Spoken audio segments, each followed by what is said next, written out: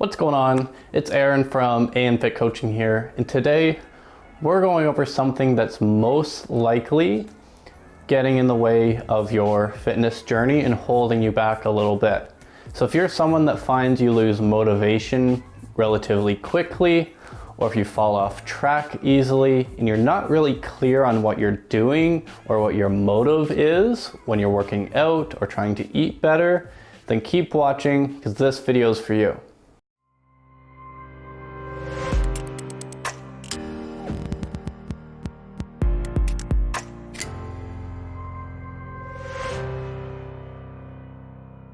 So what is this thing that might be getting in the way of your fitness goals? That thing is goal setting. And you may think, why is this important? Well, having a proper goal setting procedure allows you to have a specific goal that you can actually be motivated to work towards. And along the way, you're gonna have ups and downs, and you need to be able to keep yourself motivated even at those low points. As well, you also need a way to track your goal so you know you're making progress and you're motivated to make progress as well. So let's get into it. We're gonna go over a system called SMART goals. And with this, mainly we're gonna have a series of steps we're going to go through. So that way we can make a goal that's specific, measurable, attainable, realistic, and there's a time frame associated with the goal. Doing this is going to allow you to have a concrete goal in place, so every day you wake up, you know exactly what you're working towards, so that way you can track your progress, tweak things along the way, and any periods where you may doubt yourself or have different low points, you're going to have that goal in your mind and that time frame in your mind to help keep you motivating along the way. So the first one we're going to go over is specific. And this one is a crucial part of your goal setting process because you want a goal that's direct, detailed, and actually meaningful for you.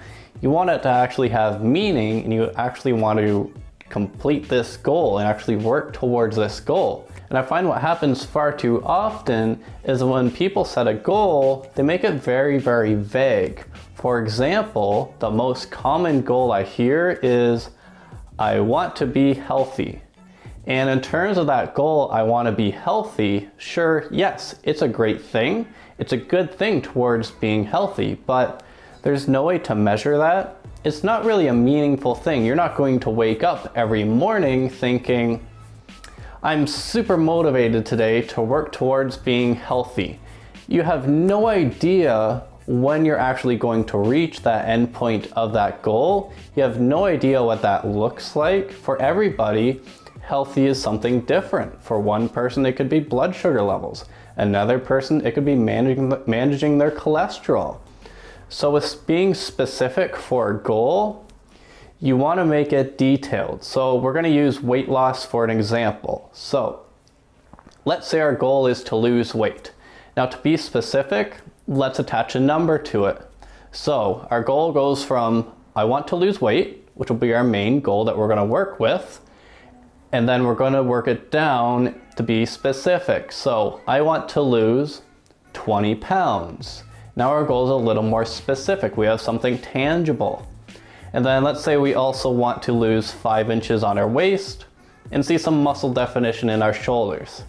Now we have a very specific, clear-cut goal. We know exactly what we want to accomplish. When we look in the mirror or go on the scale or pull out the measuring tape, we know if we're on track. So now our goal isn't just, I want to lose weight.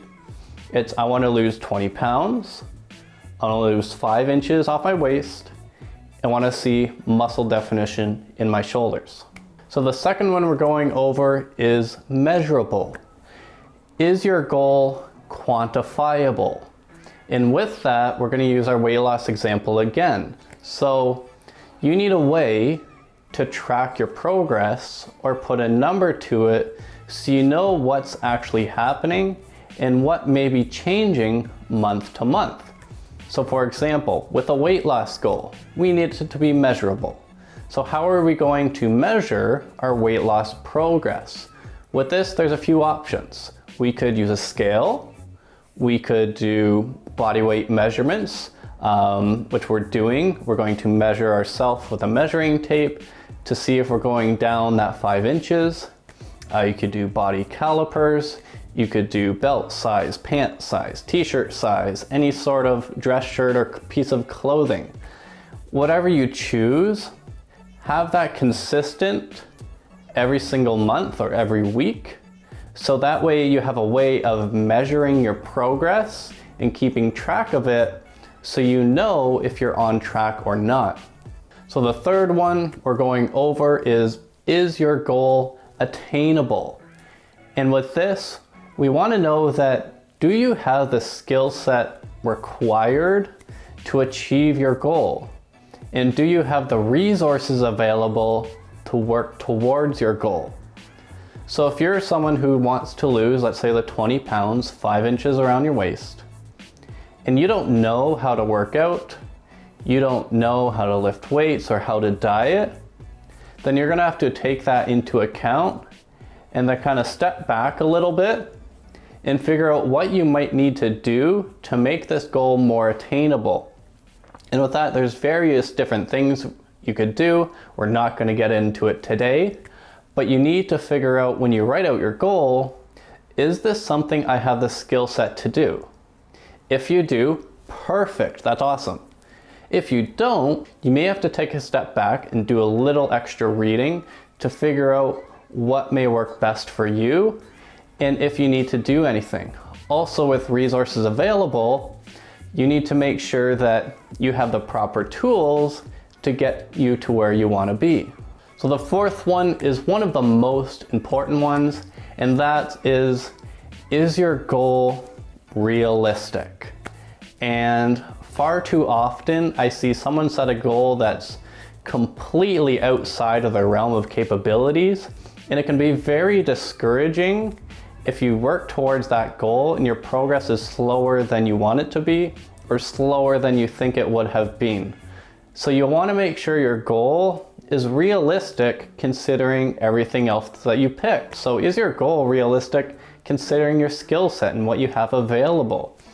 Is it realistic considering everything else you've done in life? So if you've never lost weight before, let's say you've been sedentary the past 20 years, and all of a sudden you want to lose 50 pounds, well, that's most likely possible, but you're going to have to be realistic with yourself, and ultimately in this phase, you have to be honest with yourself. And this is something that I see is very hard for most people to do. You need to kind of look inside, be okay with yourself, and just be honest. Be 100% honest with the goal you're setting. So if you don't think honestly you can achieve that 50-pound weight loss goal, then you may want to scale it back. Maybe start with 20 pounds. 20 pounds, okay, that's going to be a little more realistic. It's a smaller number, so you're less likely to lose some motivation, and you're going to be more motivated as you work towards it. So I would say in this phase, it's very crucial just to sit down with yourself and be honest that, is this goal realistic for myself? So the last one is time frame. And this one is often overlooked and left out, but you need to give yourself a deadline in order to achieve your goal. So I'm going to give you a small example that I would say most people can relate to. So if you're currently in university or high school, or if you used to be, you'll most likely be able to relate with this. So what would you do if you had a test, let's say a midterm, in 2 months? Would you start studying today, or would you wait like a week before the test or 3 days before the test? I would say, from knowing myself and the majority of people, most people would wait until the week before or a couple days before to actually get ready. And this is the same with achieving any sort of fitness goal. You need that timeline in place, so that way you're actually going to push yourself to reach the goal by that timeline. So there's multiple ways you can kind of set a date The easiest thing would be structuring an event around your goal. So let's say right now it's January, and let's say in June you wanted to lose your 20 pounds, and let's say June 15th you're going to go on vacation. So we have from today to June 15th to lose that 20 pounds, 5 inches around your waist. So that way you can look good on the beach, you're ready for your vacation, you're going to feel more confident on the beach wearing more revealing clothes. And that's going to motivate you more to work towards that goal, so you don't just sit around and say, I'll wait till next week, or I can take today off, or I'll wait till next month to start. I'll wait till the end of the month, or anything like that. And I see that far too often. So you need to give yourself a deadline, so that way there's a time limit for you to actually work towards your goal. So I hope all of this makes sense.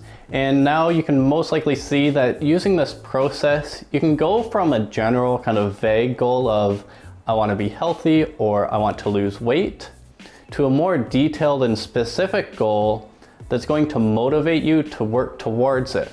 So for example, we went from a goal of I want to lose weight to a very specific, meaningful goal of I want to lose 20 pounds, 5 inches around my waist by January 15th.